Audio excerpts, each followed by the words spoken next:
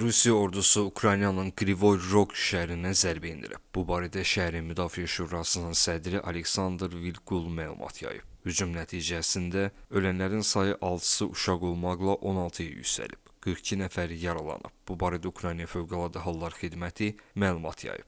Bundan əlavə, 2 yanğın hadisəsi baş verib. 9 yaşayış binasına və 6 təhsil müəssisəsinə ziyan dəyib. Raket zərbəsindən sonra Rusiya şahid pualları ilə də Krivoy Roga zərbələr endirib.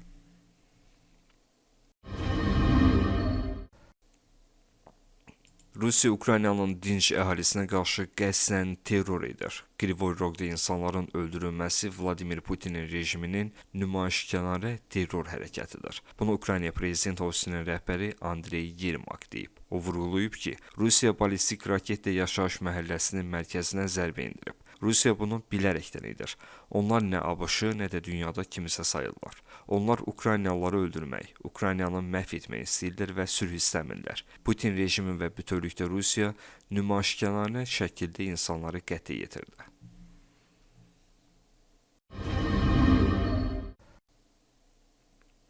Rusiya hərbiçiləri Xerson şəhərində Ukrayna Silahlı Qüvvələrinin rotasiya həyata keçirmək cəhdinin qarşısını alıb. Ukraynanın hərbi texnikasını və canlı qüvvəsini sıradan çıxarıb. Bu barədə TASS-a Xerson vilayətinin qubernatoru Vladimir Saldo məlumat verib. Saldo qeyd edib ki, Dnepr çayının sağ sahilində yerləşən Ukrayna silahlı dəstələri əsasən Xersonun ətrafında yerləşdirilib.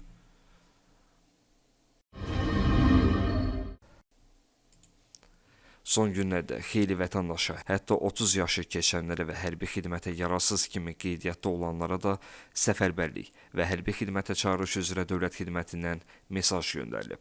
SMS-də qeyd olunub ki, əgər vətəndaş xidmətin rayon üzrə idarəsinə gəlməkdən boyun qaçırarsa, inzibati və cinayət məsuliyyəti daşıyacaq. Lakin mesajlarda çağırışın səbəbi qeyd olunmayıb. Məsələ ilə bağlı səfərbərlik və hərbi xidmətə çağırış üzrə dövlət xidmətinin İctimaiyyətlə İş və Beynəlxalq Əlaqələr şöbəsinin rəisi Pərviz Sədrəddinov mətbuat.az-ın sorğusuna cavab verib. O bildirib ki, Azərbaycan Respublikası Nazirlər Kabinetinin 29 fevral 2008-ci il tarix 59 nömrəli qərarı ilə təsdiq edilmiş hərbi həkim ekspertizası haqqında əsasnamənin xəstəliklər cədvəlinin 1-ci qrafasının 58-ci maddəsinin B bəndinə əsasən dinc dövrdə həqiqi hərbi xidmətə yararsız, müharibə dövründə məhdud yaralı hesab edilən vətəndaşlara növbəti tibbi müayinədən keçmək məqsədi ilə qeyd edilən SMS göndərilib.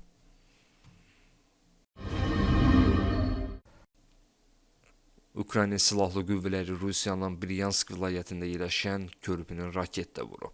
Bu barədə regionun qubernatoru Aleksandr Bogomazov məlumat yayıb. O, körpünün zədələndiyini qeyd etsə də hücum zamanı heç kimin xəsarət almadığını vurğulayıb. Qubernator qeyd edib ki, Ukrayna Silahlı Qüvvələrinə məxsus Sevski rayonunun Lemeshovka kəndində elektrik yarımstansiyasını zədələyib.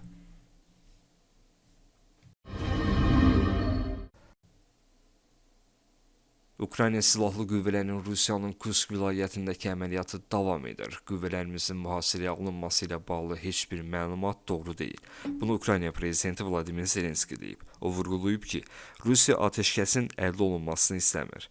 Biz anlayırıq ki, Rusiya nə istəyir? Növbəti addımları nə olacaq? Onların hərbiçiləri harda cəmləşir? Harda atəşlərin, hücumların və irəliləyişlərin sayı artır? Məsələn, bugün cəbhə xətti boyunca 200-dən çox hücum qeydə alınıb, deyə Zelenski qeyd edib. Prezidentin sözlərinə görə, Ruslar Ukraynalı hərbiçiləri Kursk vilayətindən tamamilə çıxarmaq üçün əllərindən gələni edirlər. Təbii ki, onların simvolik tarixləri var. Gələn ay onlar hansısa qələbə addımlarını göstərmək istəyəcəklər. Amma hələlik vəziyyət bizim nəzarətimiz altındadır. Biz oradayıq və bu bizim üçün çox vacibdir. Kursk istiqamətində böyük sayda Rus hərbiçini 64 min nəfəri saxlayırıq.